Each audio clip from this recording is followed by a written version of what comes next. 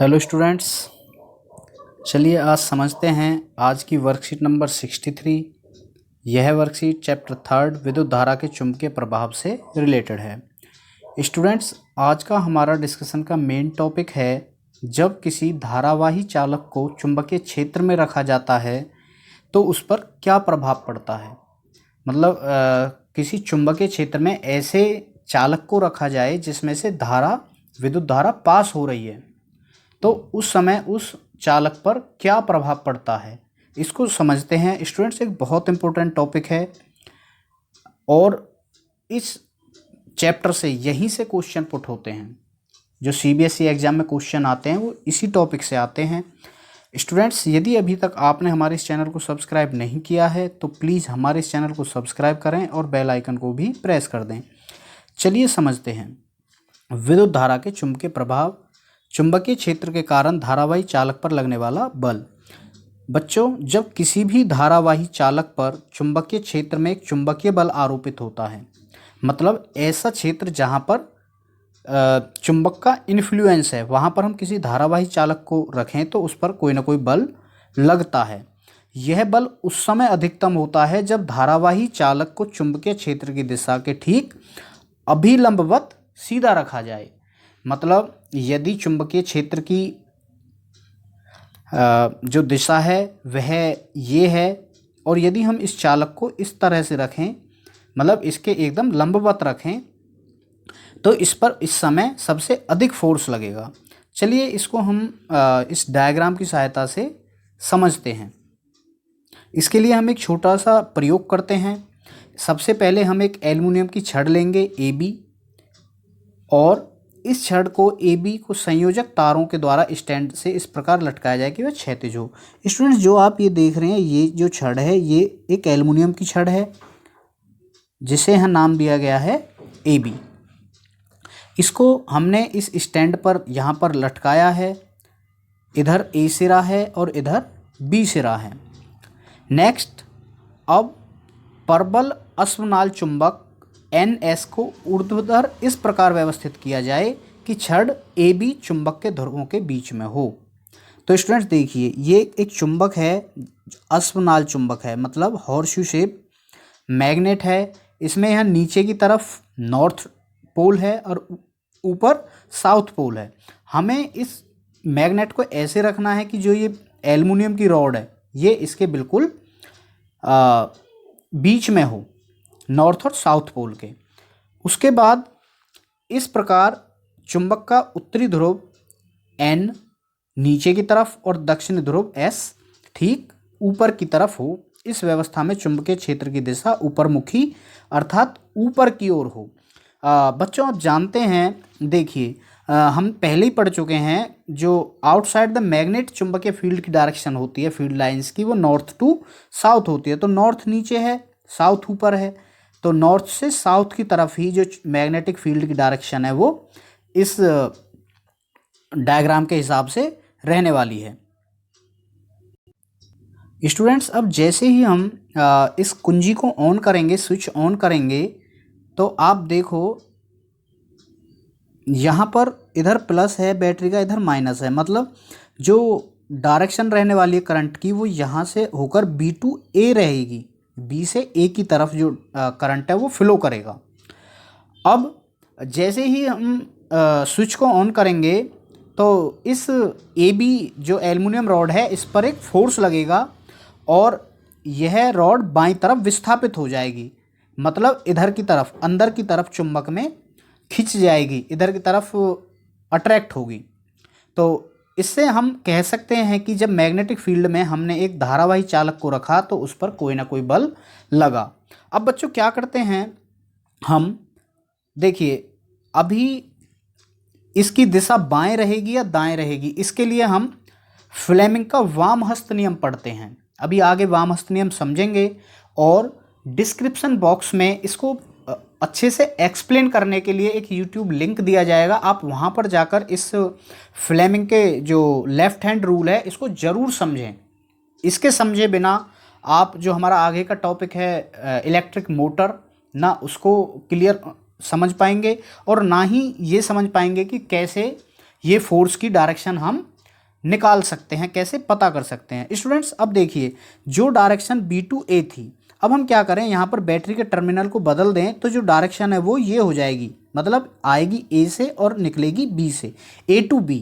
अब जैसे ही हमने यहाँ पर इसका चेंज किया डायरेक्शन को इलेक्ट्रिक करंट की, तो लगने वाला जो फोर्स है वो भी चेंज हो जाएगा। जो पहले बाएं तरफ अट्रैक्ट हो रही थी, अब इससे दूर भागेगी और बाहर, चुंबक से बाहर की तरफ इस पर धक्का लगेगा, जर्क लगेगा और बाहर की तरफ ये जो रॉड है वो आ जाएगी। मतलब जैसे ही इलेक्ट्रिक करंट की डायरेक्शन चेंज हुई, वैसे ही लगने वाले फोर्स की डायरेक्शन भी चेंज हो जाएगी।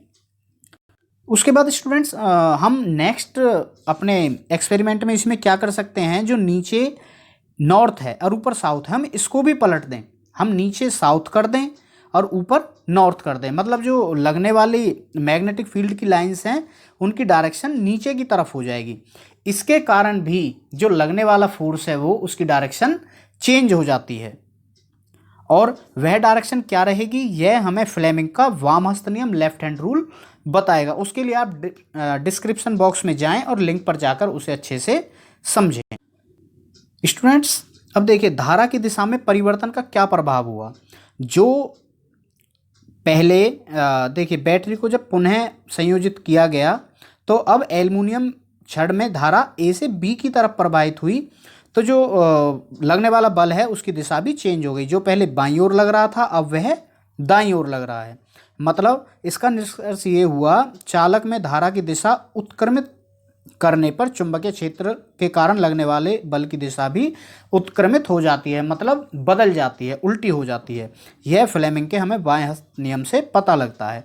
देखिए, चुंबकीय क्षेत्र में जब हमने परिवर्तन किया, नॉर्थ को साउथ और साउथ को नॉर्थ की जगह कर दिया, तब भी क्या हुआ, अब छड़ बाईं ओर विस्थापित हुई। जो पहले दाईं ओर विस्थापित हो रही थी अब वो बाईं ओर विस्थापित होगी। तो इससे भी यही निष्कर्ष निकला है कि जब चुंबकीय क्षेत्र की दिशा परिवर्तित की जाती है तो धारावाहिक चालक पर लगने वाले बल की दिशा भी बदल जाती है। तो स्टूडेंट्स मैं आपसे एक बार फिर कह रहा हूँ, इसको आप समझने के लिए, वामहस्त नियम को समझने के लिए आप डिस्क्रिप्शन बॉक्स में ज़रूर जाएं और वहाँ से लिंक पर जाकर हमारे दूसरे वीडियो को ज़रूर देखें।